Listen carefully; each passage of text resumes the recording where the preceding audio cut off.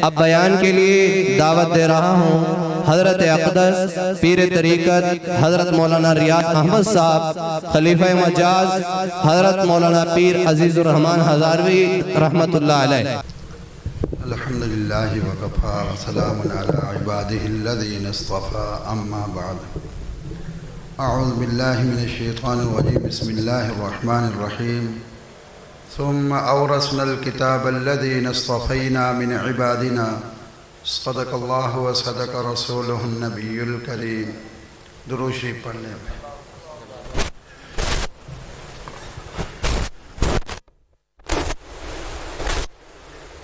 سالانہ پروگرام میں ہمیشہ ہماری یہاں حاضری ہوتی ہے، بیان کے لیے نہیں آنا ہوتا۔ ہم تو اپنے دوستوں سے، احباب سے، آپ حضرات سے ملاقات کی غرض سے آتے ہیں۔ میرے ابا جان اللہ ان کے عمر میں کروڑوں برکتیں نازل فرمائے، ہمارے مفتی اسماعیل صاحب کے دوست اور ابا جی کا بڑا تعلق تھا اور اب بھی ہے۔ ان کے والد صاحب تو انتقال فرما گئے لیکن ذکر خیر ان کا جاری رہتا ہے۔ تبلیغ کے حوالے سے میرا طالب علمی زمانہ شروع ہونے سے پہلے میں نے چلہ لگایا۔ حافظ عبدالصمد صاحب رحمۃ اللہ علیہ مجھے یہاں سے رائیونڈ لے گئے اور وہاں سے چلے کی تشکیل بھائی جنگ شیر صاحب ہوتے تھے قادرپور چمنہ کے، ہمارے علاقے کے تھے، میرے علاقہ بھی قادرپور چمنہ ہے، ہم قادرپور میں چلے گئے۔ تو وہاں سے شوق پیدا ہوا تعلیم کا، پھر اللہ نے فضل فرمایا کہ میں نے یہاں باب العلوم میں داخلہ لیا۔ اولا سے لے کر پھر دورے تک میری کوئی چھٹی نہیں ہے، مجھے نہیں پتہ میرا کوئی ناغہ ہو۔ ہاں بیمار ہوا تو مدرسے میں پڑھے رہتے تھے ہم۔ 15 سال میں نے پڑھایا اللہ کے فضل سے، تو 15 سال میں میری ایک چھٹی ہے بس۔ میرا چھوٹا بھائی 13 سال پڑھا، 2 ہی بھائی ہم، 3 سال خیر المدارس میں اور 10 سال جامعہ قادریہ حنفیہ میں۔ 13 سال میں 1 گھنٹے کا بھی اس کا ناغہ نہیں ہے۔ بہت سارے ہمارے استاد جو دارالعلوم زکریا میں میرے ساتھ پڑھاتے ہیں، 6 سال سے 1 دن کا بھی ان کا ناغہ نہیں ہے۔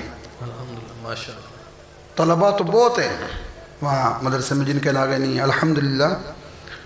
تو ایک شوق کے ساتھ کسی چیز کو حاصل کرے آدمی، اس کا انداز اور ہوتا ہے، لیکن ایک ہے کہ بغیر شوق کے کیف متى ہوگا، اس میں پھر اساتذہ کبھی کھینچ رہے ہوتے ہیں اور کبھی گھر کا ماحول پیچھے کھینچ رہا ہوتا ہے، کبھی پڑھنے کو دل کر رہا ہوتا ہے، کبھی پڑھنے کو دل نہیں کرتا۔ تو اپنے شوق کے ساتھ جب ہم اس مبارک علم کو حاصل کریں گے انشاءاللہ اللہ کے فضل و کرم سے، پھر نفع دینے والا علم جب یہ ملے گا، جہاں بھی اللہ موقع دے گا وہاں اللہ خوب کام لے گا اس بندے سے۔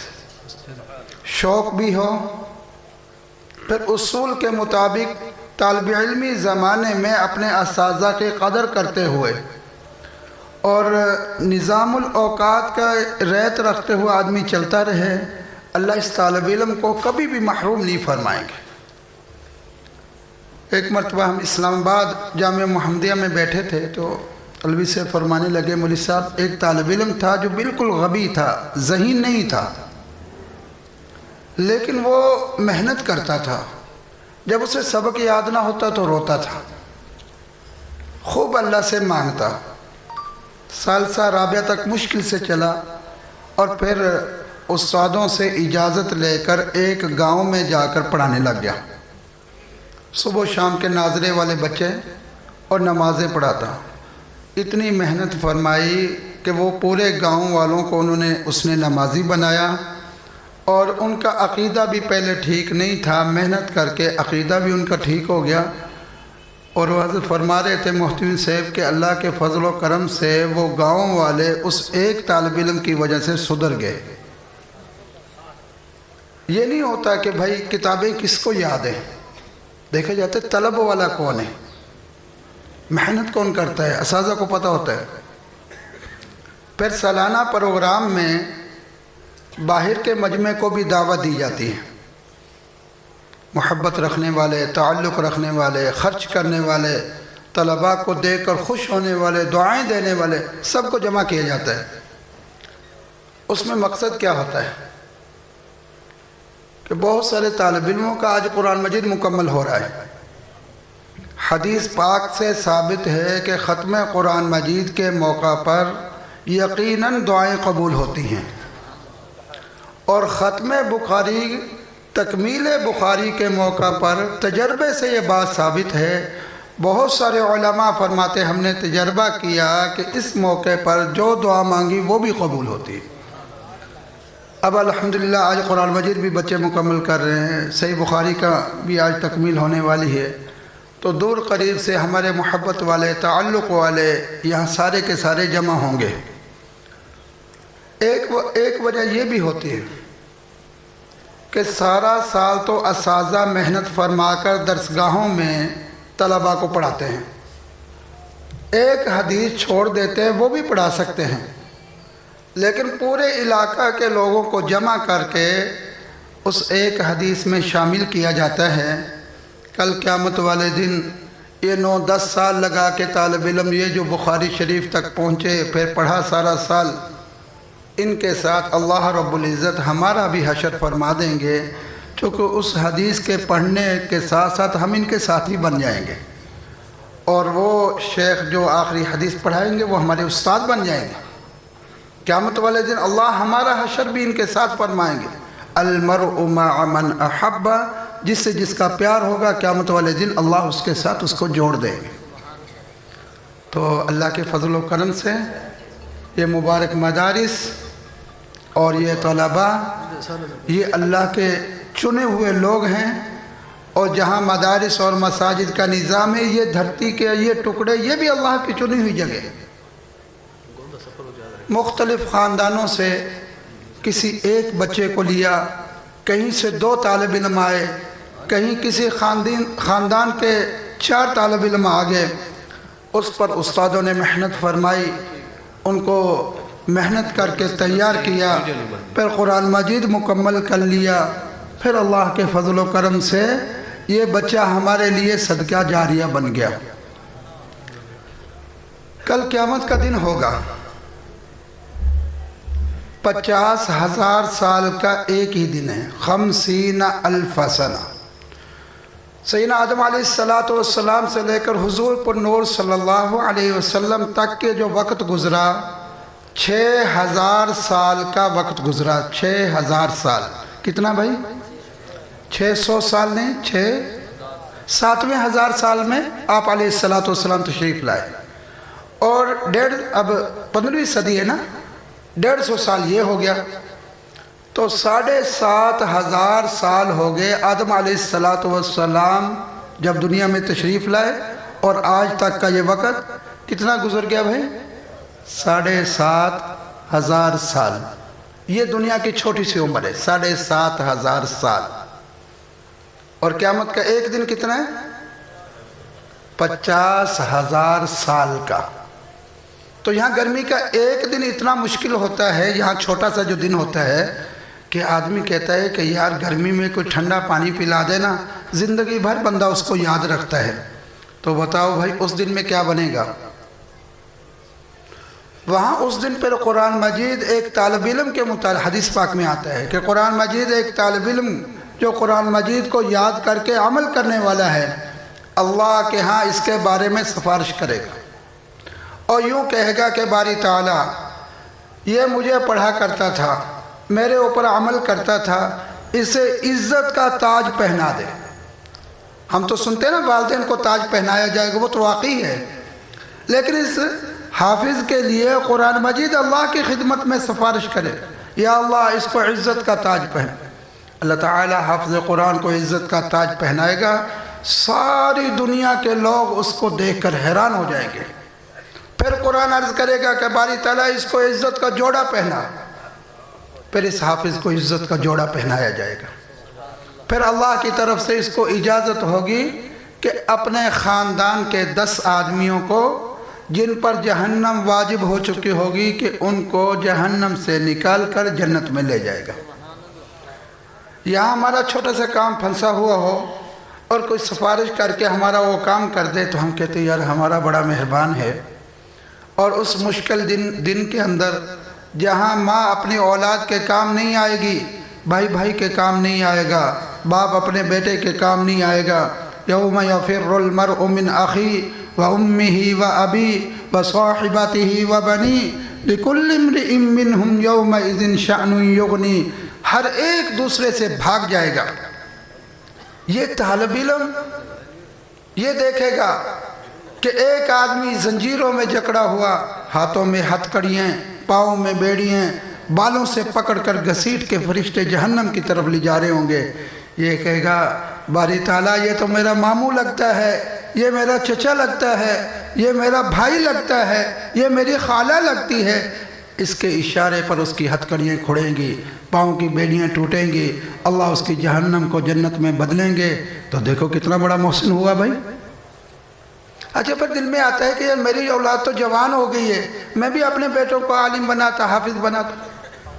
उसका आसान तरीका यह है कि ख़ानदान में से बच्चे लो, उनको दाखिल करा दो।